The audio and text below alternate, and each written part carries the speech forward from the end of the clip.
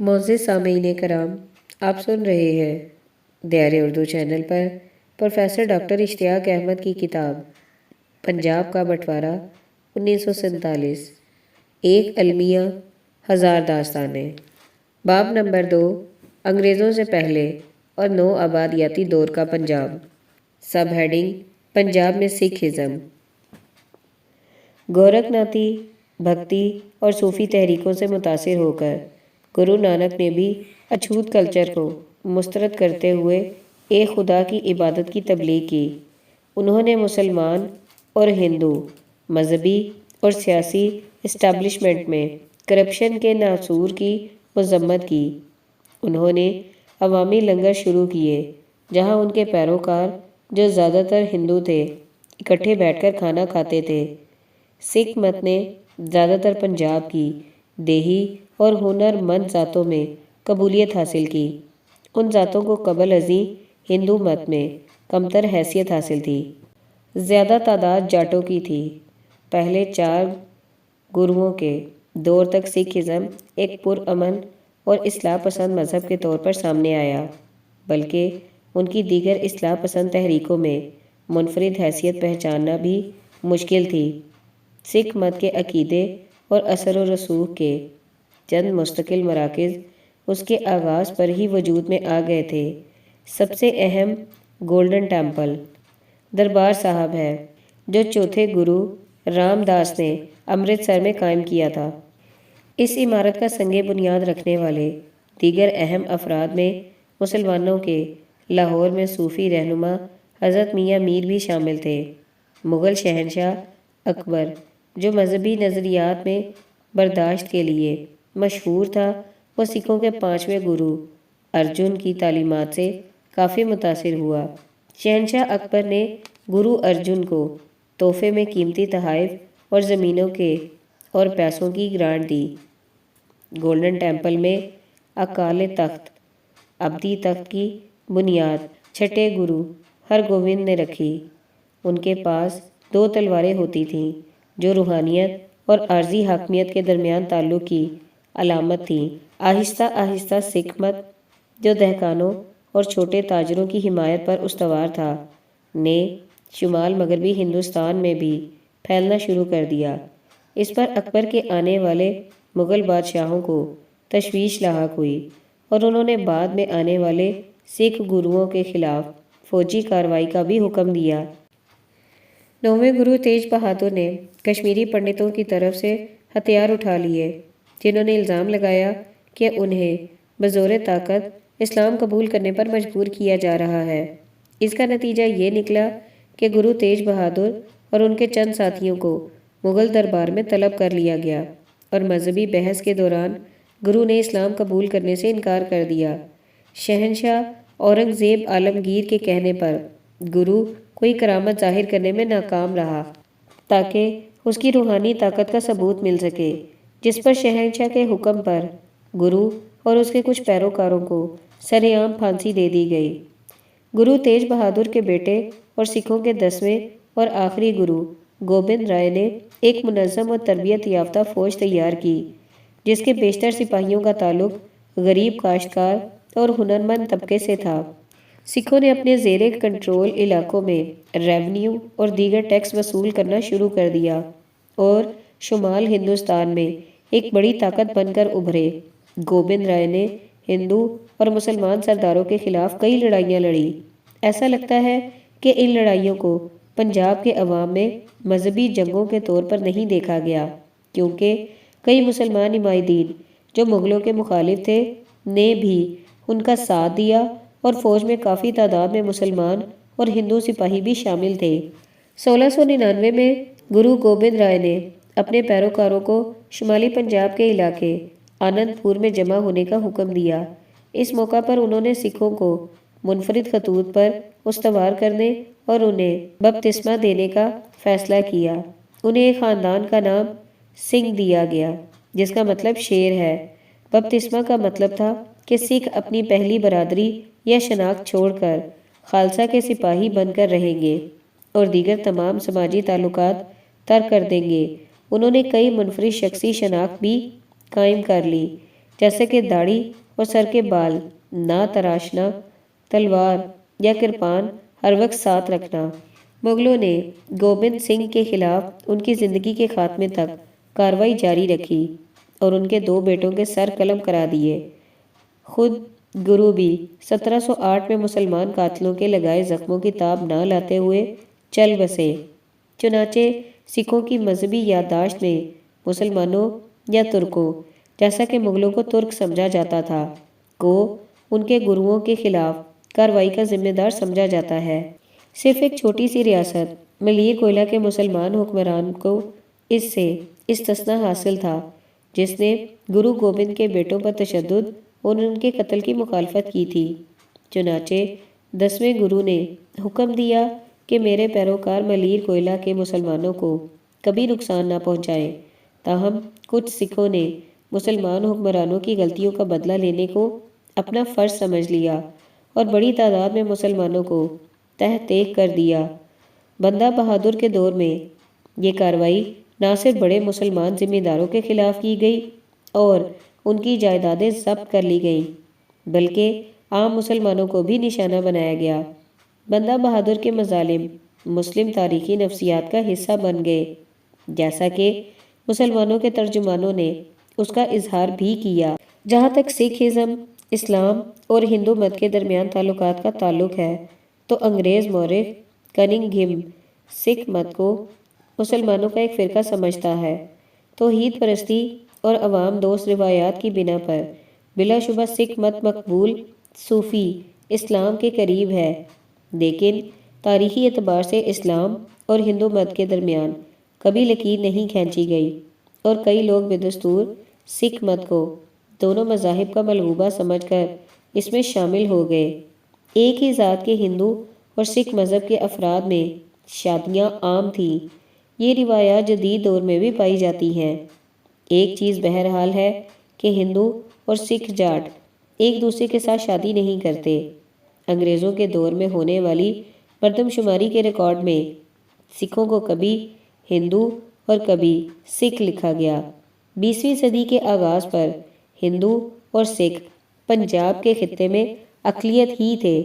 18ویں صدی کے دوران ایرانی اور افغانی فوجوں کے پے در پے حملوں سے مغل سلطنت کو سخت نقصان پہنچا۔ پہلے نادر شاہ نے پنجاب اور مغل دارالسلطنت دہلی کو تاخت و تاراج کر ڈالا۔ اس کے بعد افغان مہم جو احمد شاہ ابدالی نے حملے کیے، ان حملوں سے پنجاب اور شمالی ہندوستان کے معاشرتی نظام میں زبردست خوف و ہراس پھیل گیا۔ مسلمان ہندوؤں اور سکھوں کو بلا تفریق نشانہ بنایا گیا۔ بار بار حملوں سے مغلوں کے انتظامی اور عسکری ڈھانچے کا کوئی نام و نشان نہ رہا۔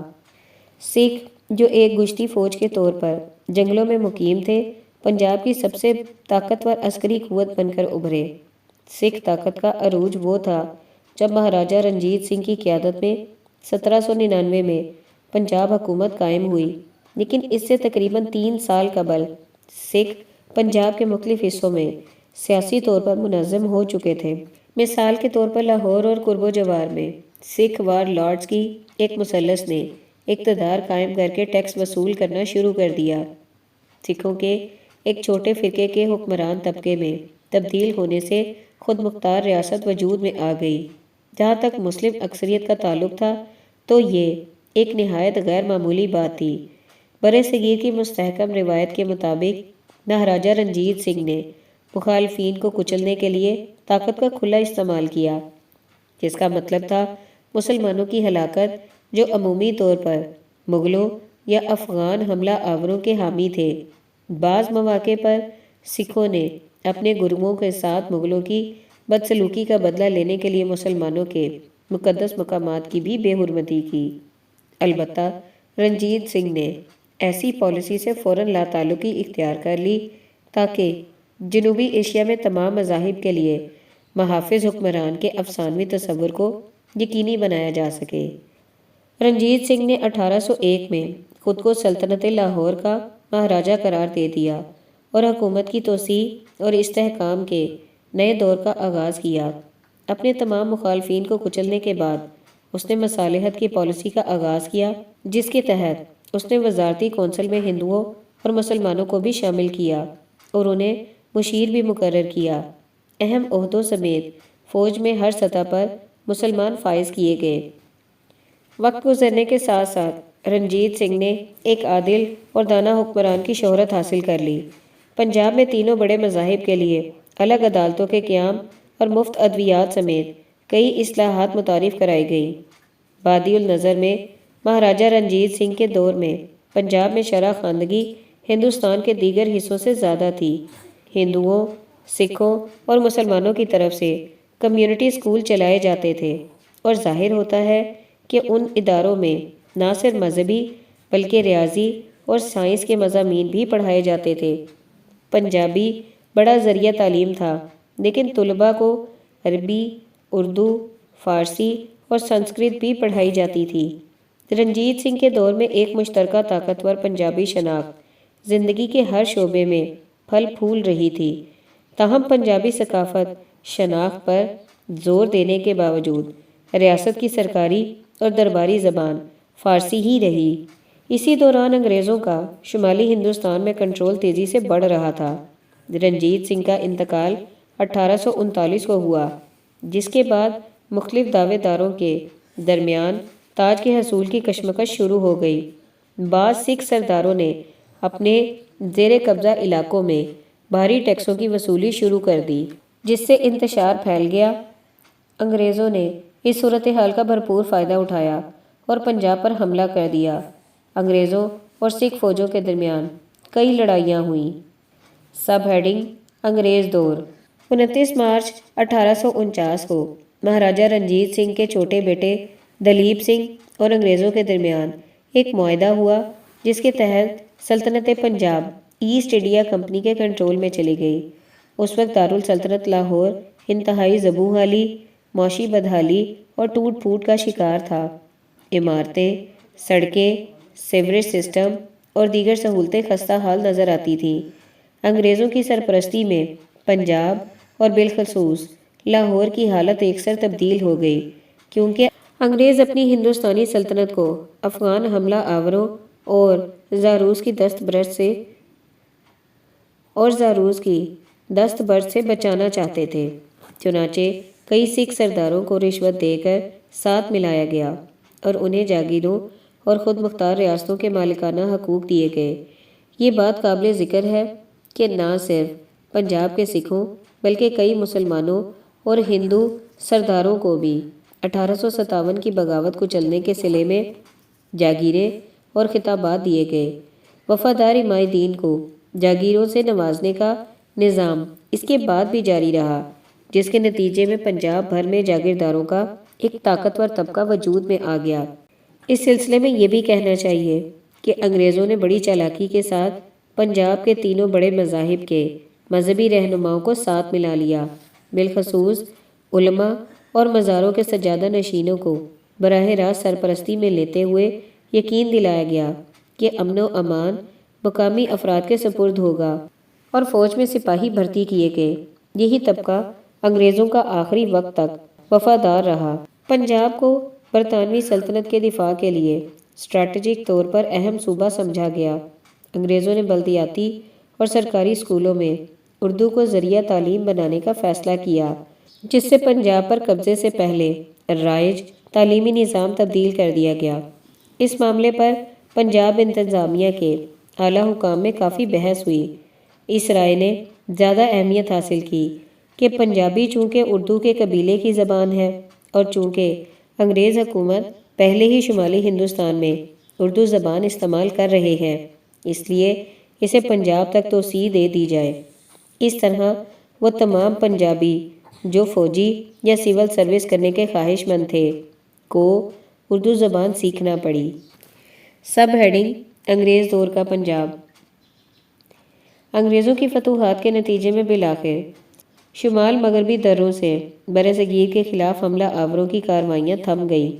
انگریزوں نے پنجاب کے بڑے حصے پر براہ راست حکومت کی، تاہم مقامی حکمرانوں سے معاہدوں کے نتیجوں میں کچھ خود مختار ریاستیں بھی برقرار رہیں۔ 19ویں صدی کے نصف اور اس کے بعد تک مغربی پنجاب میں انگریزوں نے زبردست ترقیاتی کام کرائے۔ نہروں کا ایک وسیع جال بچھایا گیا جو دنیا کا آبپاشی کا سب سے بڑا نظام ہے۔ امریکہ میں خانہ جنگی کے باعث وہاں سے برطانیہ کو کپاس کی برآمدات کا سلسلہ تھم گیا تھا، جس سے پنجاب کو فائدہ پہنچا کیونکہ یہاں کے کسانوں کی کپاس پیدا کرنے کی حوصلہ افزائی کی گئی۔ مشرقی پنجاب کے گنجان آباد علاقوں سے لوگ منتقل ہو کر نہری علاقوں میں مقیم ہو گئے۔ ان میں ہزاروں سکھ اور مسلمان شامل تھے۔ البتہ مغربی پنجاب میں تبدیلی مقررہ فریم ورک کے اندر ہوئی۔ زمینوں کی ملکیت کی نجکاری اور معیشت کی کمرشلائزیشن کے علاوہ محدود پیمانے پر خود مختار صنعت کاری بھی ہوئی۔ نئے معاشی مواقع کے باوجود شمالی اور مشرقی پنجاب میں زیادہ آبادی، زرخیز زمین کی کمی اور کم پیمانے پر اراضی کی ملکیت کے مسائل موجود رہے۔ ماضی میں ایسے ہی غیر موزوں حالات میں پنجابیوں کو مقامی حکمرانوں اور بیرونی حملہ آوروں کی فوج میں بھرتی ہونے پر مجبور کیا گیا تھا۔ انگریزوں کی پالیسی نے اس رجحان کی مزید حوصلہ افزائی کی۔ سکھ، پنجابی، مسلمان اور ہندو راجپوت جو جنگجو قوم سمجھے جاتے تھے کو برطانوی فوج میں بھرتی ہونے کی ترغیب دی گئی۔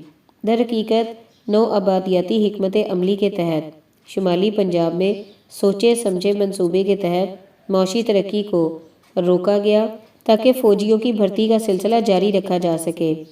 اس کے علاوہ زراعت کی کمرشلائزیشن بڑھنے کے ساتھ سود پر قرضہ دینے کے کام کو بھی خوب فروغ دیا گیا۔ زیادہ تر ساہوکار ہندو یا سکھ تھے۔ سرسری طور پر جائزہ لیں تو معاشی طبقے جیسا کہ تجارت، پرچون اور بڑے پیمانے پر فرمیں اور کمپنیاں ہندوؤں اور سکھوں کے کنٹرول میں تھیں۔ یوں پنجاب کے دیہی اور شہری علاقوں میں دکانیں ان کے پاس تھیں۔ کاشتکاری کا زیادہ تر کام مسلمانوں اور سکھوں کے سپرد تھا، ماں سوائے مشرقی پنجاب کے جہاں ہندو جاٹ زرعی شعبے پر غالب تھے۔ بڑے جاگیردار مسلمان تھے یا پھر سکھ تھے، لیکن پنجاب کے مختلف حصوں میں ہندو بھی پائے جاتے تھے۔ معاشرے کے تمام طبقے ساہوکاروں کے مقروض تھے، لیکن بالخصوص مسلمان معاشی حالات پر ساہوکاروں کے غلبے پر نالاں تھے۔ اپنی مشہور کتاب the Punjab peasant in prosperity and ڈیبٹ میں میلکم ڈارلنگ نے لکھا ہے کہ پنجاب میں 50% مقروض کسان مسلمان تھے۔ لاہور کے رہائشی بولاکی شاہ نے مخصوص قسم کے قرض خواہوں کی تفصیل بتائی ہے۔ اس وقت شاید ہی کوئی ایسا ذمہ دار ہوگا جو ساہوکاروں کا مقروض نہ ہو۔ بظاہر قرضہ دینے والوں کو لالچی انسانوں کے روپ میں پیش کرنا محض سیاسی پروپیگنڈا لگتا ہے، کیونکہ میں نے جتنے افراد کے انٹرویو کیے ان کی نظر میں ساہوکاروں کا رویہ الگ الگ تھا۔ ان میں سے کئی ساہوکار مشکل میں لوگوں کے کام آنے کا جذبہ بھی رکھتے تھے۔ مجموعی طور پر ہندوؤں کی تاجر ذاتیں کھتری اور اروڑہ اور انہی برادریوں کے سکھ کاروبار پر چھائے ہوئے تھے۔ جدید تعلیم اور کاروبار سیکھنے کا ہندوؤں اور سکھوں نے سب سے پہلے آغاز کیا۔ 20ویں صدی کے آغاز سے ہندوؤں اور سکھوں نے جدید کاروبار پر پہلے سے زیادہ گرفت مضبوط کر لی۔ کاروبار میں ہندوؤں اور سکھوں کی شراکت داری معنی خیز ہے، جبکہ مسلمان تقریباً اس عمل سے باہر تھے۔ سرکاری ملازمتوں میں بھی ہندو اور سکھ مسلمانوں سے آگے تھے۔ 1931 میں پنجاب کی نصف سے زائد آبادی ہونے کے باوجود سرکاری ملازمتوں میں مسلمانوں کی نمائندگی 20% تھی۔ یہ صورتحال تقسیم ہند تک برقرار رہی۔ دینا ناتھ ملہوترا لکھتے ہیں کہ برسوں بعد شاید 1944 میں محمد علی جناح نے لاہور کا دورہ کیا اور اسلامیہ کالج کے گراؤنڈ میں مسلمانوں کے بڑے اجتماع سے خطاب کیا۔ میں بھی چند دوستوں کے ساتھ ان کا خطاب سننے چلا گیا، کیونکہ وہ مسلمانوں کے نئے لیڈر تھے۔ ان کی تقریر بالکل واضح اور زوردار تھی۔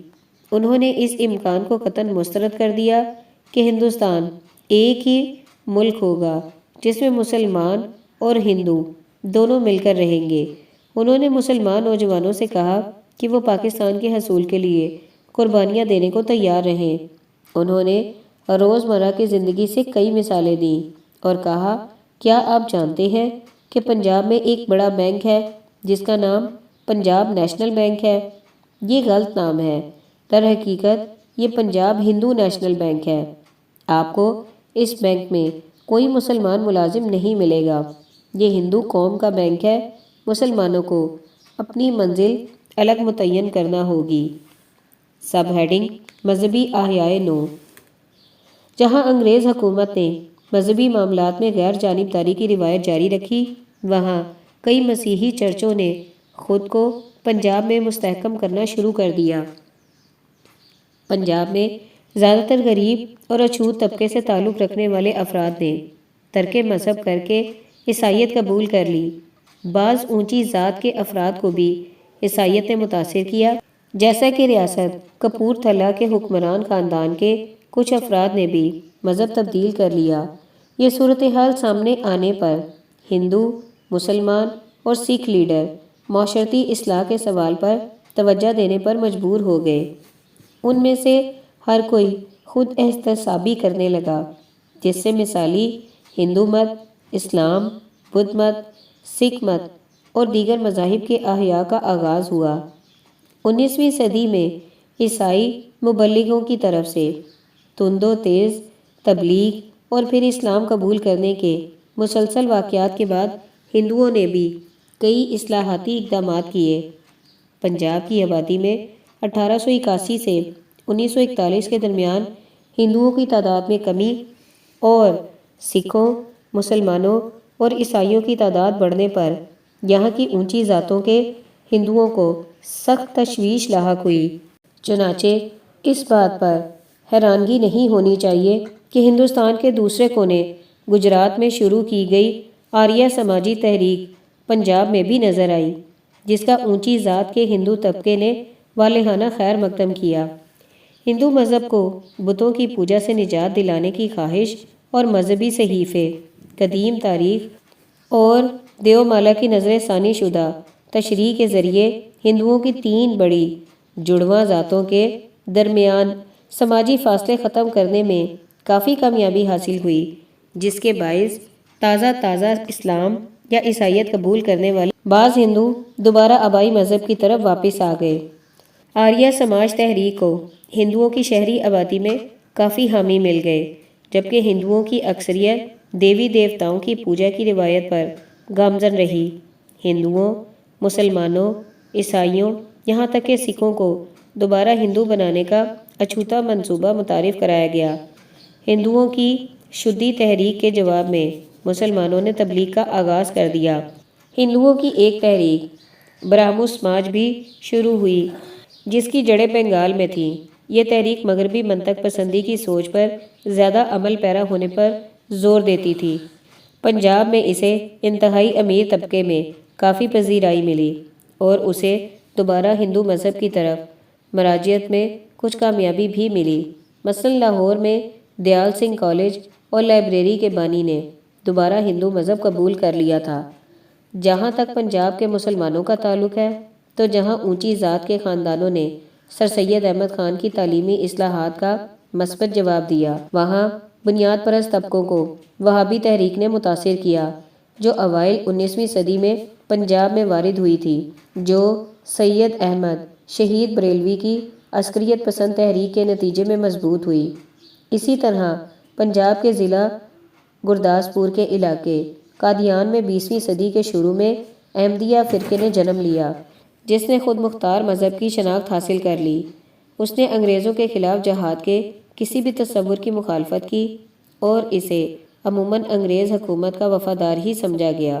اگرچہ مرزا غلام احمد نے اپنے مذہبی کیریئر کا آغاز سنی مبلغ کے طور پر کیا اور ٹھوس دلائل کے ساتھ عیسائی اور ہندو عالموں سے مناظر کیے، تاہم بعد ازاں انہوں نے خود کو نعوذ باللہ پیغمبر مسیح موعود کہلوانا شروع کر دیا اور ایسے کئی متنازع اقدامات کیے جسے سنی عقیدے کے مرکزی دھارے میں قبولیت حاصل نہ ہو سکی۔ دونوں فریقوں نے ایک دوسرے کو بدعتی قرار دیا۔ احمدیہ فرقے کی درخواست پر مردم شماری میں ان کا الگ خانہ رکھا گیا۔ سکھوں میں اکال دل اور سنگھ سبھا تنظیمیں سکھ مذہب کے مذہبی اور فرقہ وارانہ مفادات کی نمائندگی کرتی تھیں۔ یہ بات بھی قابل ذکر رہے کہ 1920 کے عشرے میں ہندوؤں اور سکھوں میں اس وقت تلخ تصادم شروع ہو گیا جب آریہ سماج نے سکھوں کو ہندو مت کا ہی ایک فرقہ قرار دیا۔ سکھوں نے جواب دیا کہ ہم ہندو نہیں۔ اسی عرصے میں سکھوں کے کئی فرقے بھی ابھر کر سامنے آئے۔ بھارت میں آج بھی یہ سوال کیا جاتا ہے کہ کیا سکھ مت ہندو مت کا اقلیتی فرقہ ہے یا کوئی الگ مذہب ہے۔